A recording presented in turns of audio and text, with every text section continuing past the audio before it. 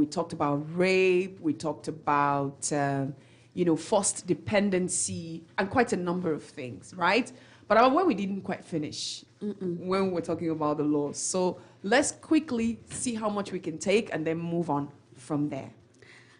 Thank you so much, Obi. So yesterday we tried to look at the innovations under the VAP law. We tried to look at what makes the VAP law thick. We have termed the law a wonderful piece of legislation. One of the best things that has happened to the Nigerian society, Rivers community, currently. And we want to continue to justify why we think this law is a wonderful piece of legislation. Okay. So just so we do not forget, Violence Against Persons Prohibition Law, Rivers State, was passed in 2020. It's a law to prohibit, eliminate all forms of violence against persons in Rivers State, which may be happening either in the private or in public. A law to also provide remedies for victims and also provide punishment for offenders and other related matters. So that is the law that we are talking about. We've tried to do the introduction. We've tried to also list the offenses that the law provided for. And now we are talking about the innovations, because we understand that some of the provisions under the law may have been in existence, but have not really dealt with the offense as much as the Violence Against Persons Prohibition Law has delved into it, as deeply as it has delved into it. So let us also continue from where we stopped. We talked about rape yesterday, or rather sexual offenses, etc., etc. We try to also say that one of the innovation under the VAP law is because it included other aspects of sexual offenses that the other laws have not treated. Because in the previous times, it used to be just the sexual violence against a woman. Yeah. But now, the VAP law has made provisions for homosexuality, rape, within the homosexual community, or even a straight person being raped. So because it made provisions for penetration through the anus, it also made provision for penetration, oral penetration. So it's so long as there's penetration of any body part, it's penetration. So it's not limited to when it's vaginal, canal of a woman. It's gone beyond that, which is also fantastic. And it's also gone ahead to provide for minimum punishment of 14 years, so, and life imprisonment. So there's no option of fine. It's a very, very, very big progress in the fight against the sexual offenses in Rivers State. So moving ahead from that, we also be looking at indecent exposure. It's a brand new introduction. Okay. It's a brand new introduction of an offense in the Rivers State law. Because in the past, you could expose your genital and nothing happens. One would be wondering, under which law should we bring an action against such a perpetrator? Okay. But good news is here, VAP law is available for you to utilize, in bringing such perpetrator to book. So what does indecent exposure mean? That's what we should be looking at now. Yes, please. Is in the Western world, we used to call it flashing. In Nigeria, you beep someone and then you cut the call, so the person calls you back, and that's our flashing. But in the West, especially in the United States of America, it has a totally different meaning altogether. So flashing is when you are naked underneath and covered up, and then all of a sudden you're just showing your genital, your sexual parts to someone unsolicited. Sometimes it's with intention to annoy the person. Sometimes it's with the intention of seducing or enticing. Enticing the person to basically commit an illegal act or something, sexual act. So that's what it is. So the law is saying that you do not do that. It's no longer acceptable. But I might want to stretch that a little bit to also include when because online, social media has come to stay. It has come to stay. So we discovered that a lot of men would complain that a woman says hello to them, and the next thing you respond hi. The next thing you're seeing genital. Right, on social media. On social media, either of the person or from some other source, but pornographic materials, just spreading them without anyone soliciting for them. It's totally out of place. And this law is also there to fight some of these anomalies. Wow. Yeah, I will even stretch it, personally, my opinion, to also include these guys that just bring out their genital and they are weeing in the public. I mean, I have been harassed that way. Person and this guy just brought it out, just to make sure I see. You know how human mind works. Wow. Once your eye will go there before you. Yeah, so some of those things are the things that this also law constitutes is as indecent exposure. Wow. Yes, in my opinion. That is a very strong part of it. We need to check those things. I mean, private businesses should be handled privately. Right. Yeah, yes. Please stop exposing them. We don't want to see, honestly. Just keep it to yourself. And expose them to your partner, to your sexual partner, those that are willing to see, please. I think that those is that have been commissioned to see it. Exactly. All right. But don't forget, you can actually join this conversation at any point. Should you have a question, you want to comment, you want clarifications, you can join this conversation. Absolutely. Call the numbers 070507 91021 and 081174 31021. And just a quick reminder that this is a CERT program. It's a program initiated by the Center. It is initiated by the Center for Environment, Human Rights and Development. Okay, it's EU funded, and it's, of course, with technical support from Agents for Citizens Transformation and the British Council. And also speaking with me is Obiageli Oraka Oyefuge Esquire. She is Program Associate, Center for Environment, Human Rights and Development, CERT. All right, so the phone lines are already blinking, but I'll let you make progress, please. Go ahead.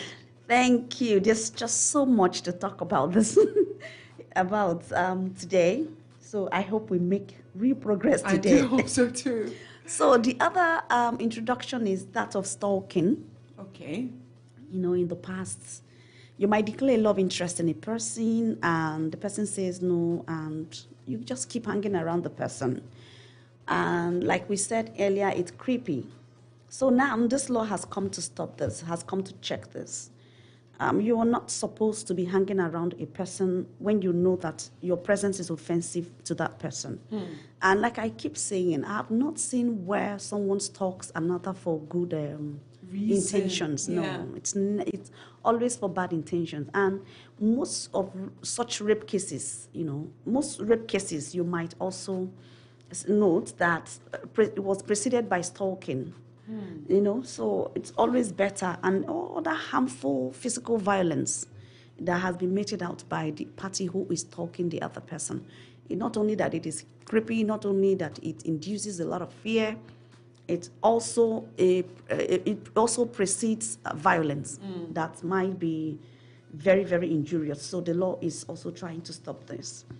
The other one is on an incest. Usually you might say, okay, two adults who are related choose to have carnal knowledge of each other. What is government business with them? But there are proven scientific proof that when children are born by people who are related by, blood, people that are related by blood, right, that there are tendencies, that there are some sort of abnormalities that would be present in the children. Wow. Yes. So, I have seen pictures, I have seen reports of where it happened. There was a case I was following up in the U.S. about siblings that engaged in such. Three children out of such relationship, and two are completely deformed, mentally and otherwise. One is manageable, but still not okay. So we do not want a society that is filled with very sick people. Yes, it takes a huge toll. We don't want to enter a room and everybody there is deformed, suffering one deformity or the other. If it is avoidable, then we should avoid them. So there are prohibited limits of consanguinity that you should not breach when you want to engage in sexual relationships. Siblings are not supposed to engage in sex. Cousins, so long as the law, there's a definition, a legal definition that drew a circle, within which you're not supposed to do such. Right. And this law is very, very strong on this. This law does not even have option of fine. When it happens, I think the minimum jail term is 20 years. Wow. When you are found guilty of this. Of incest. Of incest, yes. Because, you've seen that, oh my goodness, it's very hurtful. Men marry women with children, female children, and then they start sleeping with them. It's prohibited within, the concept of this incest. You're not supposed to sleep. With your stepchild. Yes, not only it is, even if she's above 18, is incest. If she's below 18, it's rape plus incest. So you see, and also, I think that's the much I can take on that. Okay, yes, I remember what I wanted to say. So we did advocacies in secondary schools in the recent times on this VAP law. And initially, I didn't even know that this problem of incest is as wide as it is now. But by the time we spoke to those girls, they were coming to us privately to talk to us about how their uncles have been molesting them sexually. Wow. One actually says that the man finishes with him and he has moved to the younger sister. Oh, these children, the girl talking to me is 15, but it started when she was 14. The younger sister is about 12 going to 13 now, and she's already at the receiving end. So you can imagine, we discovered that it is so rampant. This problem of incest is so rampant, especially within the concept of rape. So we're also putting a word to parents out there. The people you bring into your house, do not think, oh, it's elderly cousin. Oh, I trust this person. Oh, it's my sister. Let me be honest with you. Our boys are also becoming endangered species in this. Yeah. You discover that it is people that you bring into the house that introduce homosexuality to those boys. Yes, so we need to be very careful. Don't relax and say, it's my sister, it's my niece, it's my nephew. Your eyes must be wide open based on what we've heard. In the recent times, it's really horrible and it's very, very rampant. So we be careful. All right, if you've just joined us, it's a CERT program. It's an EU-funded program, and it's on the popularization of the River State Violence Against Persons Prohibition Law. And the law was passed in River State in 2022. And speaking about it is the Program Associate Center for Environment, Human Rights and Development, Obiageli Oraka Oifoe Esquire. And the program is funded by the European Union with technical support from Agents for Citizens Transformation and the British Council, an initiative of the Center for Environment, Human Rights and Development. Phone lines are open. They've been blinking, so let's just take one or two calls and make progress. 0811-7431-021 and 0705079102. I'm sure you're asking a question within the context of this conversation. Super FM Potaka, good morning. Good morning. My name is Dan. I'm calling from Stadium Road. Go ahead, sir. Please, I love this program so much. I want Mrs. Obiageli to talk about this thing that is happening now. Yes, walking on the street, they don't used to wear brazier again. And their breasts will be dancing.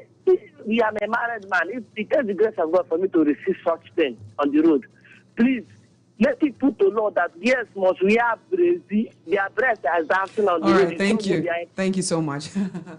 Okay, what do you have to say for that? Because even for some of us who are women who see these things, we find it offensive. I'll be very careful to tell you that girls wearing bra or not wearing bra is not one of the things that is envisaged under the provision of indecent exposure. Interesting. As annoying that it might seem to you or sound to you, no, it is not. I mean, I'm not annoyed. I'm just amazed. No, I mean for our audience out there. Right. I think that this is a question of morality. The issue he raised is a question of morality, not a question of indecent exposure. Interesting. Yes, because we do not begin to detect to people. I mean, while in the north, I met a Muslim who told me that a woman should not show her neck. That neckline is so sexy, and you're not so. So if we begin to delve into how long your skirt is going to be, and how short, and how tight your bra is going to be, and all that, we discover that there will be a lot of controversies and a lot of abuse will emanate from this law. Absolutely. Yes. So that's not what the law is talking about. We, as human beings, we are all created with one of the characteristics of human being is self-control. You should be able to control yourself, whether it be sexual urge and etc., etc. And in the times past, people had justified indecent exposure as one of the reasons why rape is. It's not true. Innocent babies that are 2-3 months old are being molested, in underage girls, stepdaughters by stepfathers. And even Muslim girls who are well covered. I mean, some people have gone to vigil, coming back, they got raped. Even some men of God, the young lady goes for prayer, ends up in rape, and etc., etc.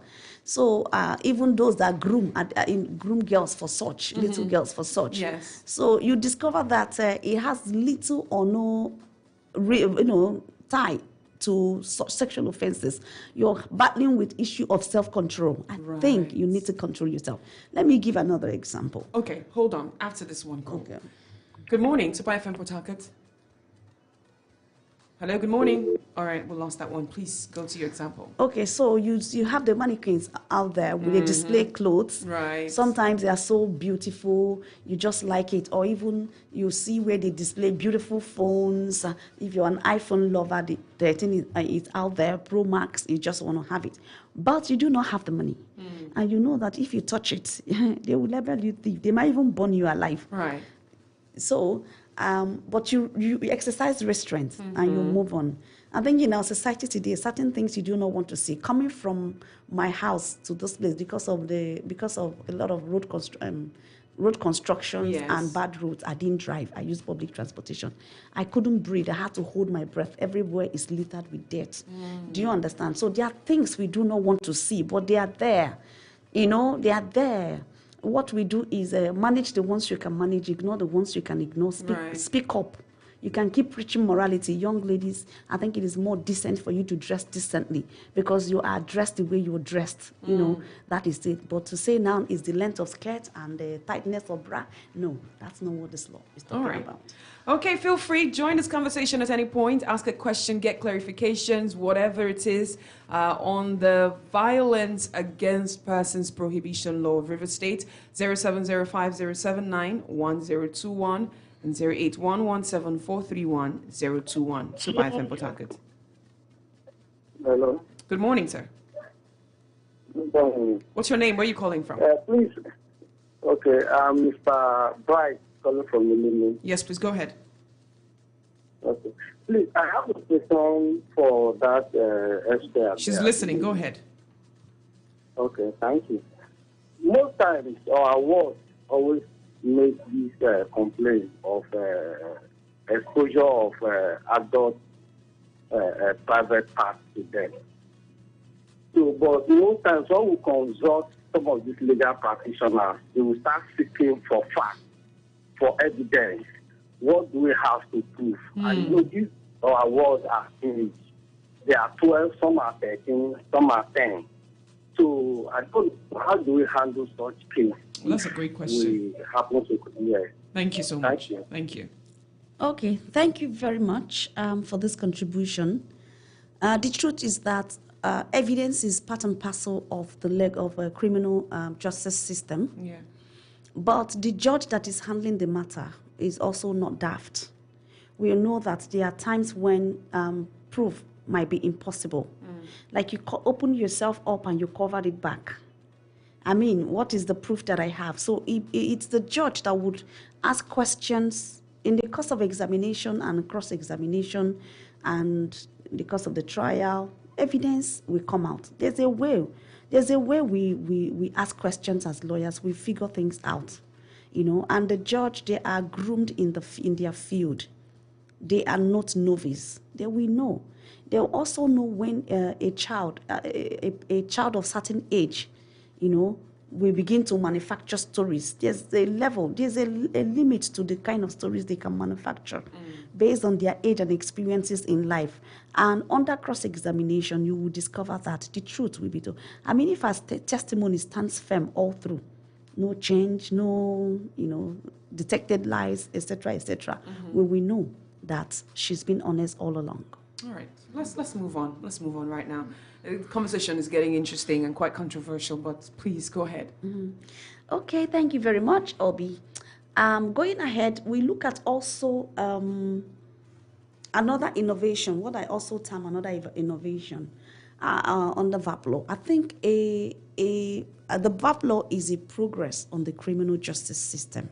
It's a huge progress. Number one is because it accommodates offenses that are emerging in our society.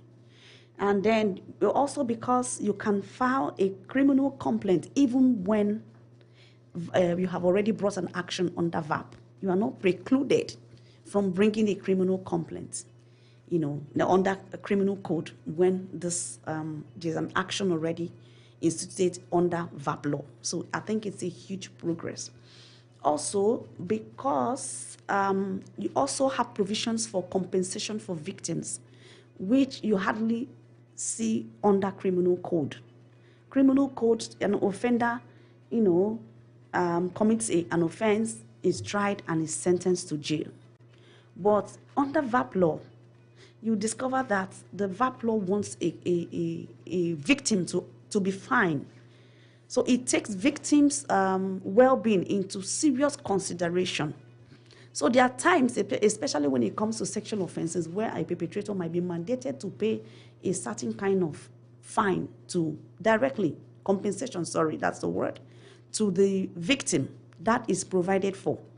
You also discover that under VAP law, it provides a lot of remedies for a victim. Maybe it's for someone who has been through sexual offenses.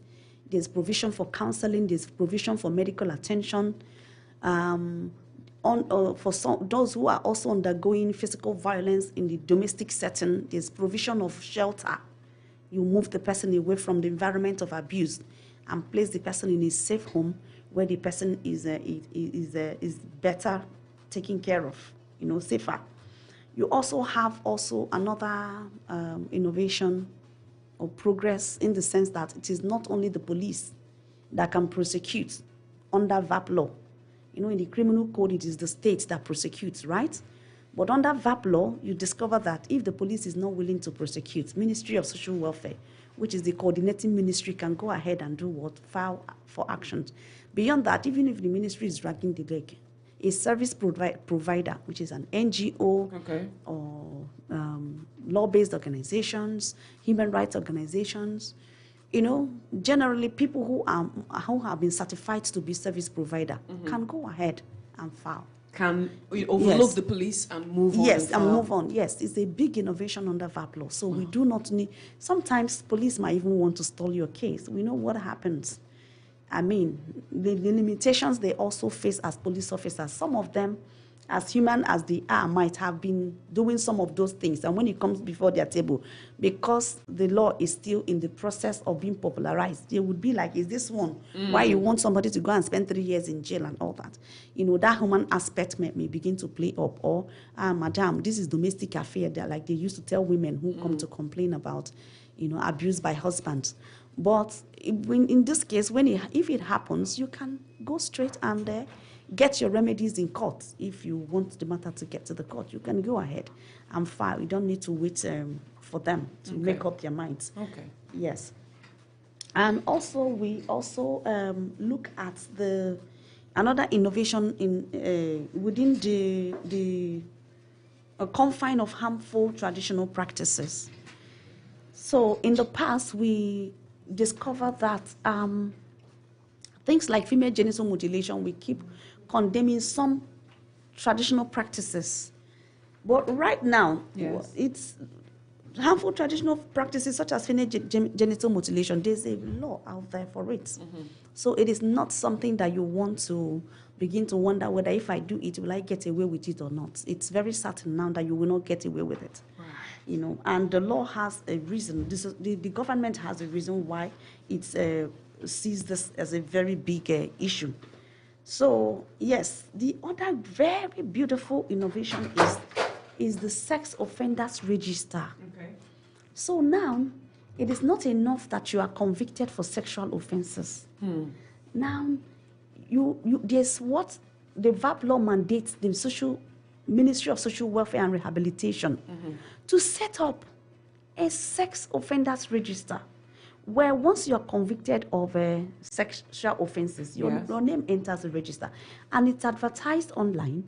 It's also pasted in very important places. Wow. So you discover that it's perpetual disgrace on you forever. And we understand that it's not just that you are now an ex-convict, but there are so many limitations that you will have to suffer. Definitely. There are so many offices that would not hire you because of your record. These things are very effective abroad. They say that you're a sex offender and you want to go and work in a place where, you know, the possibility of exposing other people to such menace might occur. Definitely, they will not hire you. And for image purposes too, companies do not want to hire such people because they are dents to the image of the company. Also, you also discover that in this era of politics, everybody is becoming politically aware. So you want to delve into politics tomorrow with such a liability to your name. Yes. You know, so I know this has been one of the issues that we have. You know, when someone has gone to jail and back, and then maybe they switch towns or cities, and they come out like new people. There's no real way of knowing someone's criminal record. You find people who've even gone, you know, been prosecuted for sexual offenses against children. So they still find work with children. Yes, so we need to keep updating our database. It's a huge, data is very important. It's a big snag in our criminal justice system, but I can guarantee you now that social media, the age of social media is resolving this a lot now because social media picks it up. There's currently a bishop in Rivers State that was recorded talking to you, confirming that he's been sleeping with a minor via telephone conversation. It's all over social media. He can never deny such again. You know, social media is helping out in that aspect. True. But we are also calling on our law enforcement agents and agencies to also upgrade. Data is very critical. But in the case of this sex offenders register, I can assure you that it is out there in public. You will never escape this. It is attached to your name for life. So that is a big innovation. All right. Okay, so we have someone who just joined us in the studio right now, and that is Love Obariopa Alessa, right? Okay, ma'am, good to have you on the program. Please. Welcome. Thank you. Okay. My name is Love Obariopa from Alessa Elime. Okay. I'm here for the next one concerning the verbal... The VAP law, yes. The VAP law. Yes. Yeah. So the VAP law, concerning the VAP law, as I know, in this our locality, we have a lot of things going on, like the criminal aspect and the raping. And so when we get into the raping aspect of it, there are things, a lot of things that goes wrong, which we cannot handle, and we want the government to have interfered into it. Okay. Such as one, when we get into it, there are a lot of things that involve, like the parents also, they would like to hide up their children away from us. And two, like the community aspect, most of them involves all these occultists that will affect us. And so one is afraid of even airing them out. And so we want the government to help us and bring out those that can also secure us in that aspect. All right. Thank Then- you so much. Okay. Okay. So, Barrister Obiageri, let's begin to wrap up because again, our time is up, so we can continue again from Tuesday. Thank you so much, Abi. So remember that the coordinating ministry for this VAP is the Ministry of Social Welfare and Rehabilitation. Yes, they are responsible for coordinating everything that has to do with the implementation of VAP law, be it appointment of protection officers who are people within our communities that will identify these issues of violence and take actions. Or the accrediting service providers, that's registered NGOs under CAMA, who are also part and parcel of the implementation process. So making progress, we want to also say that the issue of violence by state actors is also captured under Violence Against Persons Prohibition Law. Okay. In the past, you would be wondering, what do I do? Police officer harassed me in this Port Harcourt city. What do I do? Yeah, VAP is open to you. Just go file an action. Okay. There's also that of political violence. So we are calling on our dear young boys out there because they are the most culprits under this. They give you 10,000 naira to go and cause political mayhem. You injure people, you scatter, whether it is pre-election, during election, or post-election. And you commit all these heinous things and then you're caught. With 10,000 naira resolve your problem if you're caught? No. Because I think that it's a 500,000 naira fine. Most of you do not have that money. But if you're maybe from Ikwere community, all those communities, Eleme, around Port Harcourt City, you have family land that has been, that you have inherited, you will sell now. But remember that it is not just you selling that land to pay 500,000. Just that one particular act may have elements in so many other offenses as listed. So possession of dangerous stuff may come in, a physical violence may come in, and a emotional, verbal, blah, blah, blah may come in. So at the end of the day, the entire money you realize from that one act, from selling your land, we go to paying off fines. That's if you want to escape jail time. So it is really advisable for us now to stay away from. Do not say that because there are option of fines under VAP law, you continue to go ahead to commit such, because you will discover that fine might be much bigger than you anticipated, because elements of other crimes might be found within. So let us be careful. All right. Okay, well, thank you so much, Barrister Obiageri and Mrs. Love. Thank you very much for joining me today. Okay, so I'm aware you have some toll-free lines to give, just in case there are those who may want to call SAID for complaints and what have you.